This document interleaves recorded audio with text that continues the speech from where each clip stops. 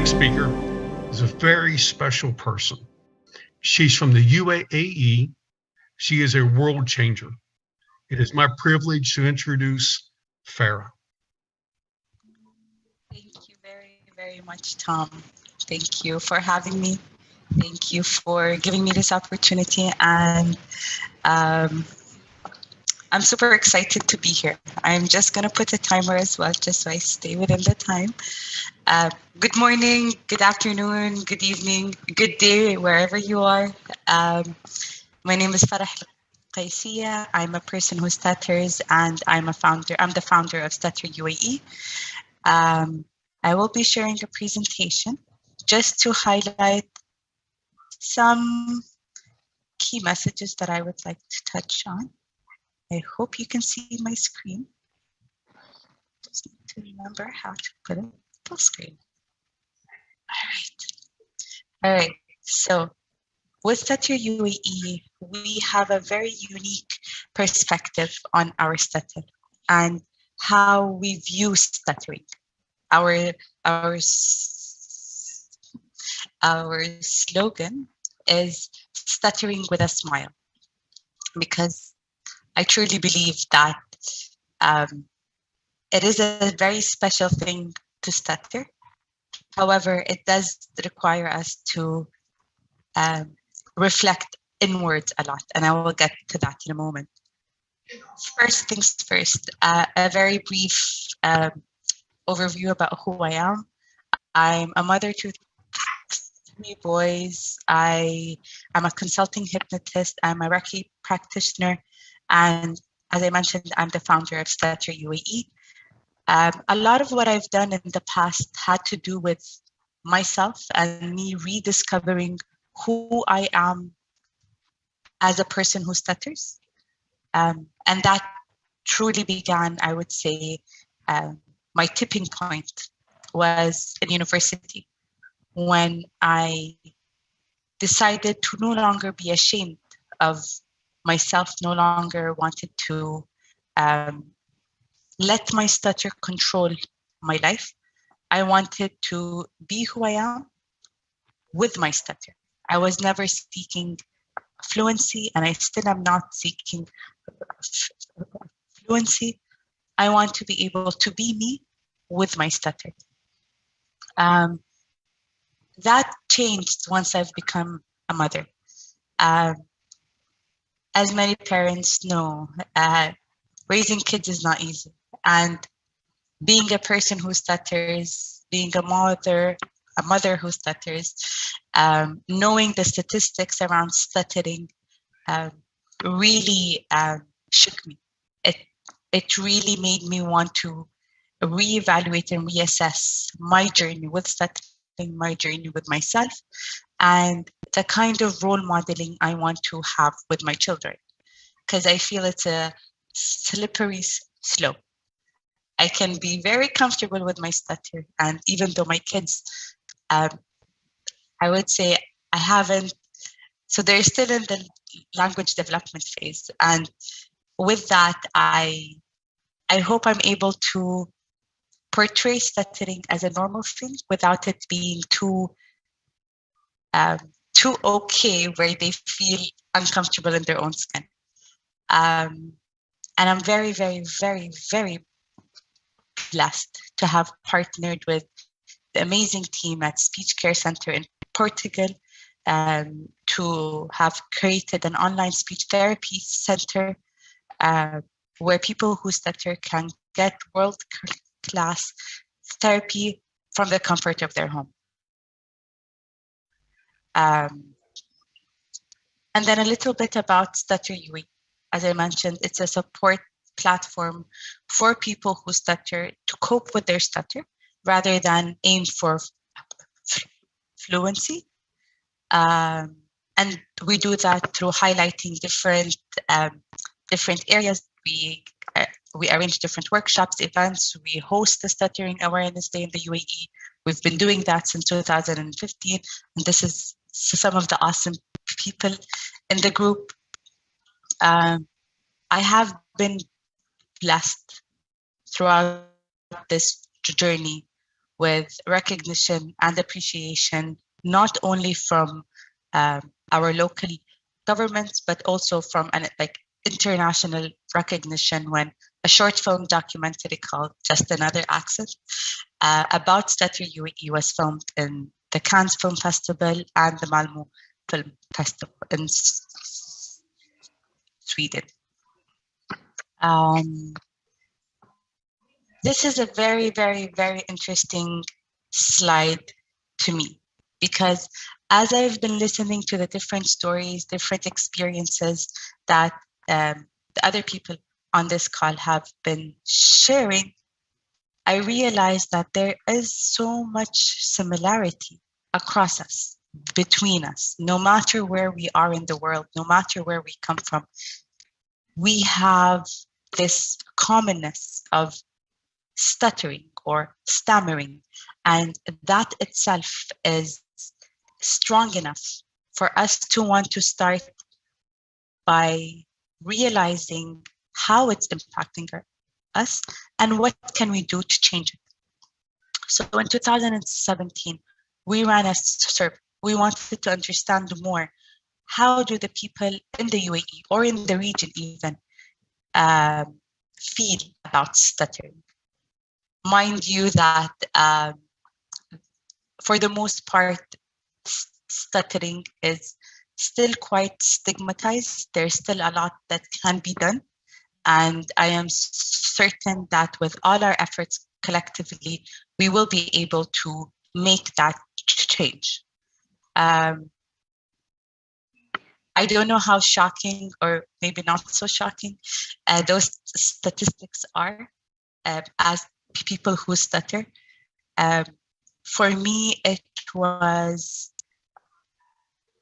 still shocking, because when we ran the survey in 2019, we've already had 6 years of Stutter UAE raising awareness in the community, creating that support, creating that enablement for the individual, for their families, for their society.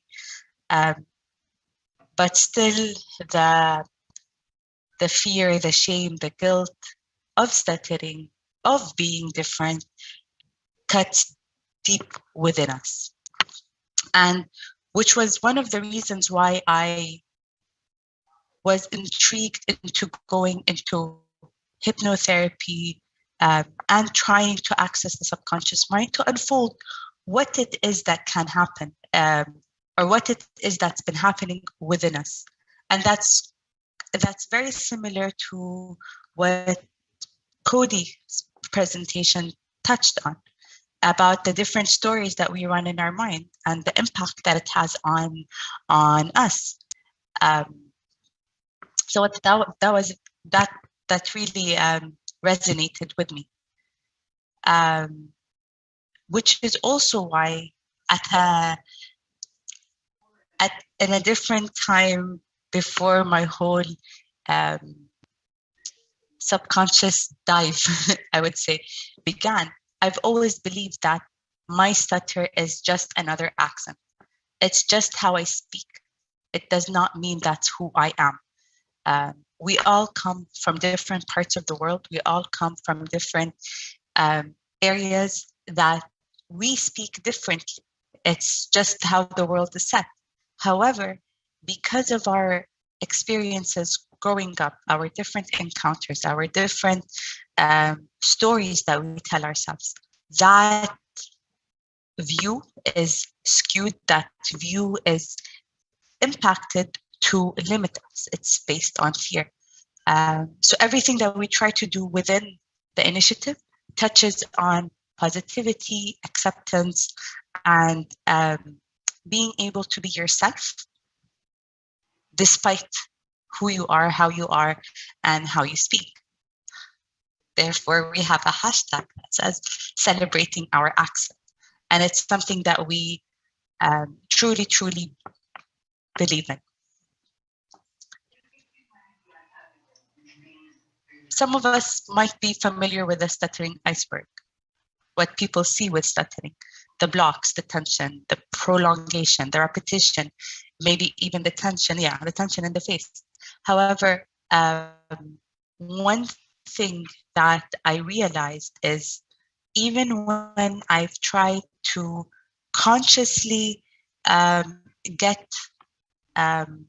community members to embrace who they are despite their stutter, I was still talking to their conscious mind. I was still talking to who they are at that moment without addressing what might have happened in the past that led them to where they are today. Therefore, I believe in any form of change, whether you want to start living healthier lifestyle, whether you want to pick up a skill, whether you want to be who you are with your stutter. Acceptance is the key to any form of change, because the starting point is, this is where I am today. This is how I'm feeling about my stutter. This is how I'm feeling about myself, whatever that may be. And then you can start to dig deep into where is that coming from and start changing the narrative. A lot of the stories that we've heard today started out with their experiences by feeling alone, feeling ashamed, feeling wanting to be isolated. And once they've overcome that hurdle, once they've overcome that challenge of their own distorted perception of stuttering, they've found their drive, they found their passion, they found their motivation. They became inspiring. But what we don't know, or what we didn't realize earlier, is they have always been inspiring. They have always been who they are. They just needed to change how they viewed themselves. And that's why the starting point is acceptance, followed by whatever steps that are needed to make that change in your life. Again, we don't look at achieving fluency as the goal. It's the ability to stutter with a smile. It's the ability to celebrate your accent. It's the ability to be who you are despite how you speak. And this is the kind of work that I do with the community. I coach members to shift their fear, their anxiety, their embarrassment, the shame, the frustration, the isolation into things that work for them, into things that help them be better individuals for themselves, better individuals for their family and their friends, and for their community. Why should a person who stutters be limited to the kind of work that they do because of their stutter? We've heard so many stories today that truly, truly spoke to the wonders that happen once that switch, once that view, once that perspective is changed. And I am very, very grateful for each and every person who realized the shift within them and is choosing to share it with the world as well. Because one of the things that I truly believe in is we are all spokespeople. We are all ambassadors, representatives of stuttering. And it is on us to spread that awareness, that knowledge, that bridging of acceptance, awareness, in order for us to be all able to reach our fullest potential. We tend to forget that even people who speak fluently still experience fear and anxiety, embarrassment, and so many other things. The difference is we always associate it with our stutter. And it's important for us to be able to look at our stutter objectively and see the areas that it's impacting us. And more importantly, see the areas that it might, without us fully realizing, be benefiting be helping us be who we are. That, I believe that is the short presentation that I want. You can find us on Instagram and Facebook. You can check out our website. You can reach out via email. We're always happy to hear from the community, find ways to collaborate and partner together. And if this event, StutterFest, has proved anything, it's that no matter where we are in the world, we all share a common goal of wanting a better future, not just for ourselves, but for the future generations and for everyone that matters to us, because it is truly in our hands to make that change. Thank you very, very much. And if there's any questions, I'll be more than happy to take them.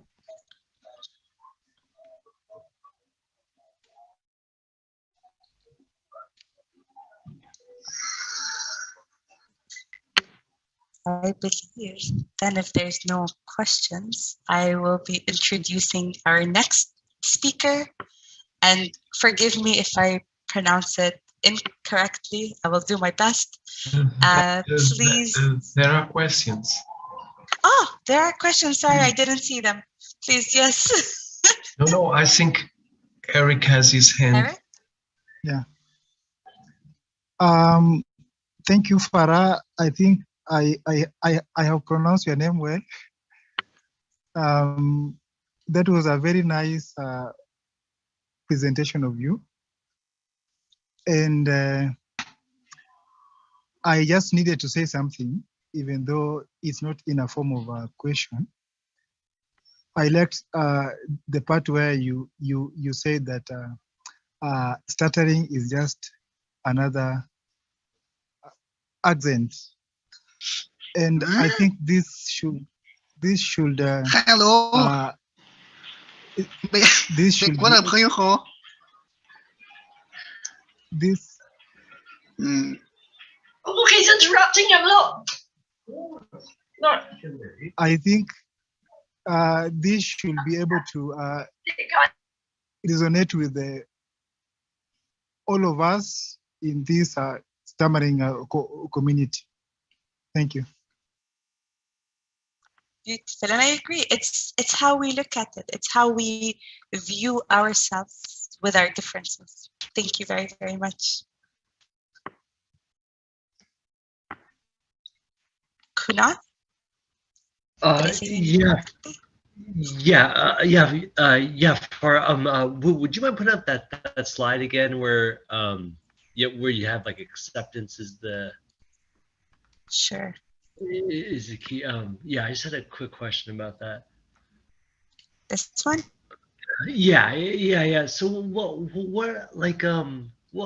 what's your when we think about these subconscious limitations, what is the I guess I think there's a lot embodied in there, and so what is your kind of take upon just is through the acceptance the subconscious limitations will reduce, or is that just something that that we're accepting that those subconscious limitations will always be there?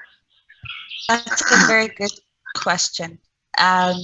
So with acceptance, we will be able to look at those subconscious limitations in objectivity, taking ourselves away from the situation. For example, I believe it was Cody who mentioned that I hope I get the order right, but one of the speakers mentioned that they no longer apologized for stuttering. And that's huge, because as people who stutter, we tend to believe that we're taking more time than we should. Hence, we would feel anxious, we would feel embarrassed, we would tend to be isolated. So because of our subconscious limitation or subconscious limiting beliefs that I am taking more space, more time than I should, that is by default me not accepting who I am. So once we accept, so I would say it goes from the acceptance and then it works its way up. I can't change who I am or what I am without me accepting where I am.